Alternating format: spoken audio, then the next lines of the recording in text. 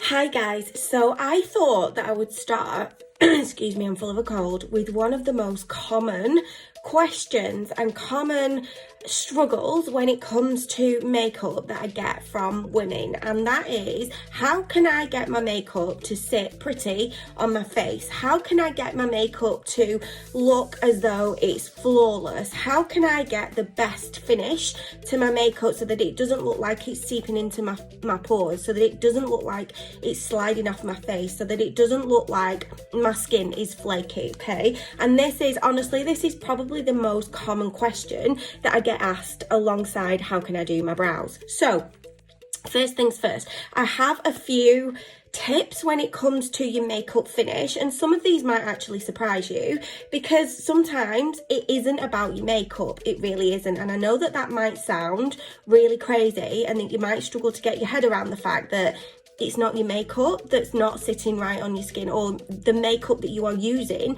is not the cause of why the products aren't sitting on your skin properly. However, skincare, guys, plays a massive part, and I have, over the last probably 3 years, actually realised that skincare is where it all starts, and if we don't get our skincare nailed, then our makeup is never ever going to look the way that we want it to on our skin. So the first thing that I would recommend is that you get a skincare regime in place that suits you, that includes cleansing, toning, treating and moisturizing, and that you do that morning and night, okay? And that's a basic skincare regime.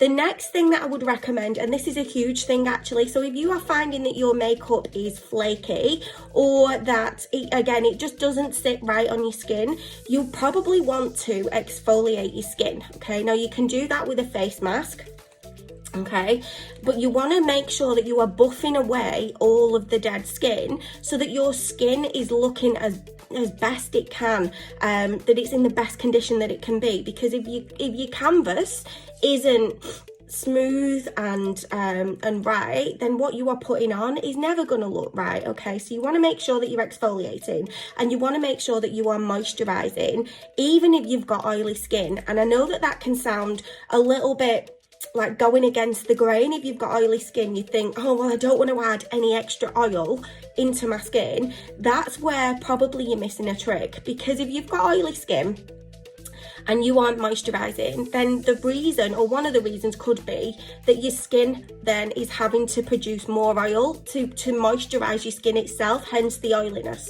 So if you're not doing that job for it, it is going to work overtime, and that's probably why you're getting like a massive amount of oil in your skin. So by moisturizing, hopefully you can help to kind of balance out your skin, okay? So skincare is a huge thing, guys. Make sure you're following a skincare regime. Make sure that you are exfoliating to buff away the dead skin. Now, my next tip, when you've done all of that, is to use a primer. So before you apply any makeup to your skin, you want to apply a primer. And the reason that you want to apply a primer is very much like, it's very much the same as when you're decorating. So when you strip off the wallpaper or the the paint, and there are cracks, crevices, all sorts of bumps and all sorts, you want to try and make sure that you are smoothing out that base before you put your new wallpaper on and your new paint, okay? Now, a face primer is going to do the exact same job for your skin. It's going to help to fill in any fine lines and wrinkles. It's going to help to provide that smooth base, like almost like glass, that your makeup can then sit on top of. So it's going to mean that you're going to use less product in the long run, meaning that it's going to go further and you're going to save money.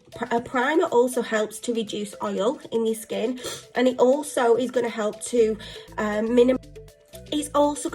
minimize your pores. So if that's something that you struggle with as well, a primer is really going to help you with that. It's just going to help you to get that extra thing. So once you've got your skincare nailed, primer is the next step, and you're prepping your skin for makeup with all of these steps so that you can get the best possible result that you can get, okay? Now, my next tip, actually is probably my final one, is the tools that you use can also impact the result that you get when it comes to makeup. So I'm sure that you're aware, on the marketplace right now, there probably are a million different brushes that you could use. You've probably got a liquid foundation brush, a powder brush, a kabuki brush. You might have all the brushes in the world, but if you can get the right brush for the products that you are using, it's going to help you to get the finish that you want, and it's going to give you a fighting chance of just getting that flawless finish that you want. Now, what I will say is, out of all the brushes that I have ever used, the kabuki brush is the one that is so multifunctional. It helps me to get an amazing finish, whether I'm using liquid foundation, powder foundation, BB cream, spray on foundation, stick foundation, whatever product I use, this is the brush that I use, and it gives me that porcelain pour finish, the flawless finish, because it's big. It takes any product and I can just use it to my advantage. And obviously that's what we want to be doing. When we are applying our products, we want to use things that are going to work to our advantage rather than our disadvantage. So brushes, tools are key, okay? Now, finally, my final tip, and I will go into this more in a separate video in this class, but you want to be looking at products that are going to suit your skin. So if you've got oily skin, you want to be using a product that's going to help you combat that. If you've got combination skin, you want to be using a product that's going to work perfectly with that rather than work against you. If you've got dry skin, you probably don't want to be using a product that is going to make it even drier. You're going to want to add moisture into your skin. So example, with dry skin, you might want to use BB cream because it's going to moisturize your skin.